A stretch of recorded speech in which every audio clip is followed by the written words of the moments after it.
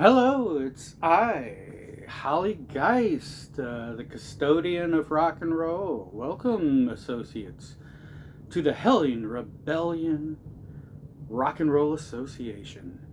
Tonight, we're going to go pretty mainstream. We're going to go back in time a little bit. I can't just show everybody all these strange 7 inches that show up every 2 or 3 years, you know? Sometimes we've got to visit the roots of rock and roll. And tonight, we're going to visit LA Hollywood band Motley Crue. I am a die-hard Motley Crue fan. I don't think those guys have ever put out a bad record.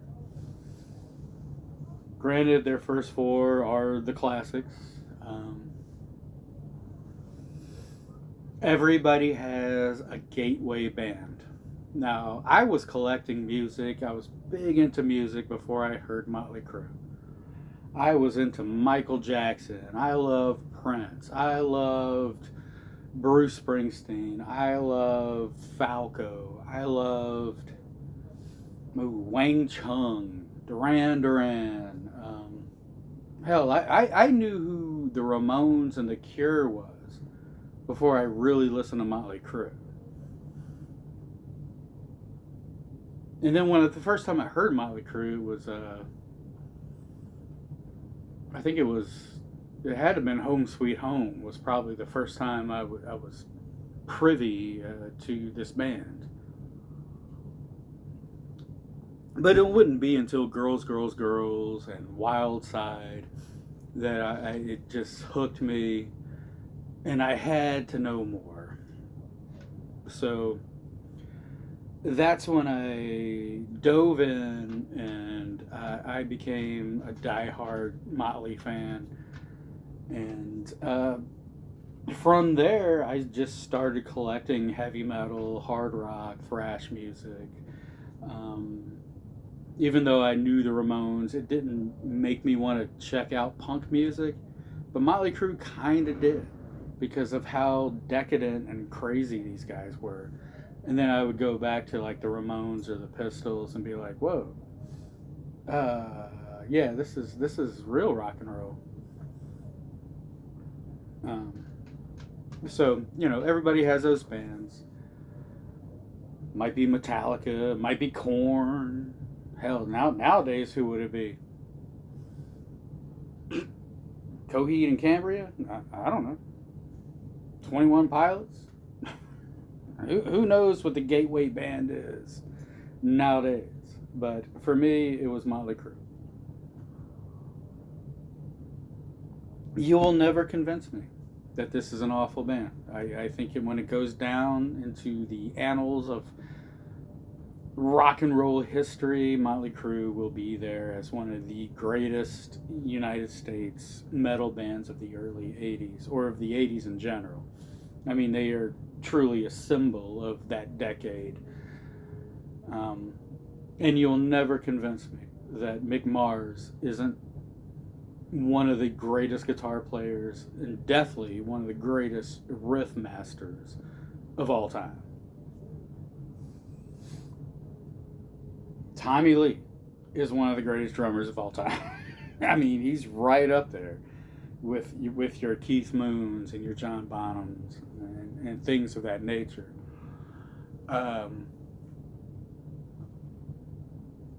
Love them, hate them, I get it. I'm not going to argue it.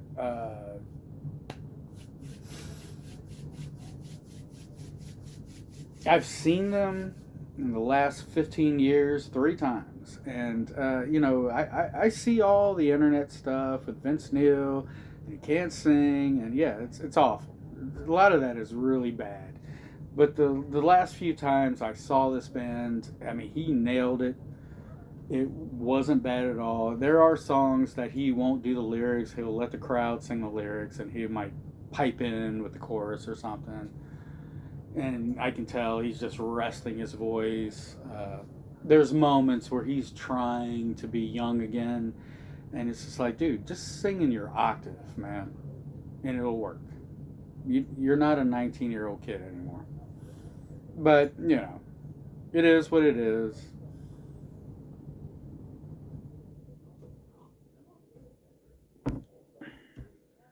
Motley Crue was the first concert I ever saw. The Girls, Girls, Girls concert. Um, Guns N' Roses opened for him. I didn't even know who Guns N' Roses was when I saw this, and I'm one of the fortunate few you can say that I've actually seen that more glam rock, hair metal version of Guns N' Roses. They were amazing. They didn't overshadow Motley Crue at the time though. Other than that, that's all I really have to say. They did do that last tour, which was a farewell tour. Everybody knew it was bullshit. They they all signed their signatures in blood and all that crazy dumb shit, and saying, "Oh, we will never tour again." It's just like whatever, dude. You guys are a bunch of crazy ass liars. Um, and now they're starting to come back out, and they got John Five playing guitar with them and stuff. Uh, he's a great guitar player, but he just doesn't have. I mean, he's just as good as Mick Mars, but I don't know. Mick Mars feels it. John Five is very cold. John Five is very Rob Zombie, Marilyn Manson, whereas Mick Mars just had way more heat with his music. But I will say that the farewell tour was ingenious, and I don't know who thought of this, but it was one of the best concerts I'd ever seen. Where it starts off at the very beginning, where Motley Crue's doing the big show with the fireworks and the strippers and titty cam and pentagrams and all of it. They're doing the Decadent show. And it starts off again with Saints of Los Angeles. And then it started moving down. And it would move down into what came before that. And then moving down what came before that. Moving down what came before that. And by the time they get to Shout at the Devil songs or Too Fast for Love songs, they're like a small club band in a huge arena. And it's just so cool how they did that. And then at the very end, they do the encore, oh, crew, crew, crew, and all that shit. And they come back out on stage, and of course, it's Tommy Lee playing the piano. And home, they do "Home Sweet Home," and that very small stage rises to the heavens. And because that was the song that really made this band. It was a beautiful concert, and I'm glad I saw that. So again, your hate, your love. I don't know how you feel about Motley Crue, but I'm just letting you know where I stand with this band. They can do no wrong, as far as I'm concerned. I've had this record for a long time. Too Fast for Love, their very first record. And the only reason I'm showing this record over Shout the Devil, which is my favorite, and then Girls, Girls, Girls, which is probably my second favorite Motley record, is because I know I show a lot of punk rock on this show. I love punk rock. But this was a band, thrashers, punk rockers, they couldn't stand. They were a symbol of everything that was wrong with rock and roll. There were fights and all kinds of crap going on in the 80s. Um, I know Henry Rollins claims that, oh, I chased them down Sunset Strip and they were tripping over their high heels. That's all fine and good after all these years, but after all these years, rock and roll has been torn down It's been rebuilt. It caught on fire, and now we're taking those sticks, those burnt ends of those sticks, and writing down, uh, rock and roll, and writing down the history of all this. And this record here is probably the only Motley record that really crosses genre lines. Like, if you're really into classic rock and hard rock of the '70s, there's a good chance you like this record. Um, if you were really into like British heavy metal, uh, the wave of heavy metal that was just showing up in general, there's a good chance you like this record. If you liked punk rock, if you liked the Dead Boys and the New York Dolls, this record was coming from that.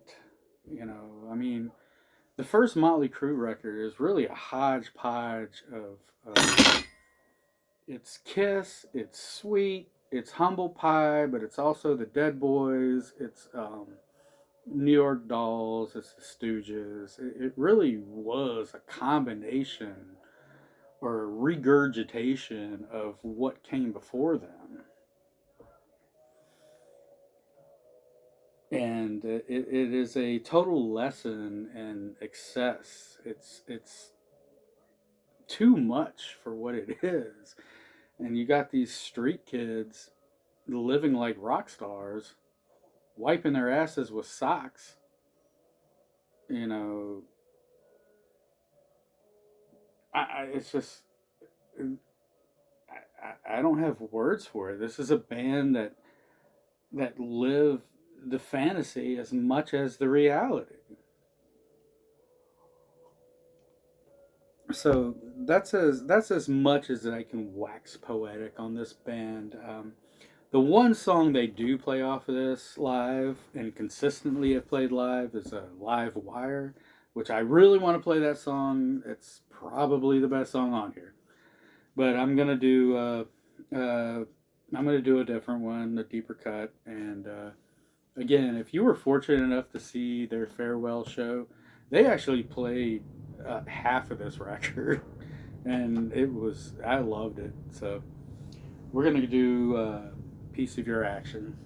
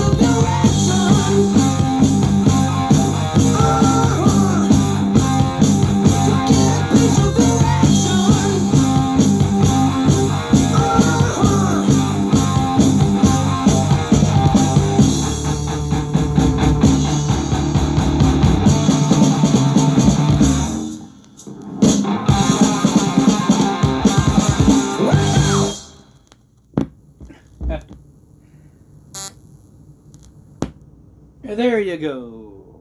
Piece of your action. A little piece of rock and roll history right there. I mean, that record, after all these years, is still as hot as these jalapenos. Man, these things are hot. Love it. I don't get tired of that. Anyway, I hope you enjoyed it.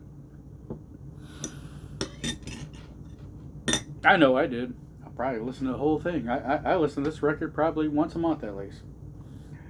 And that's all I got for you.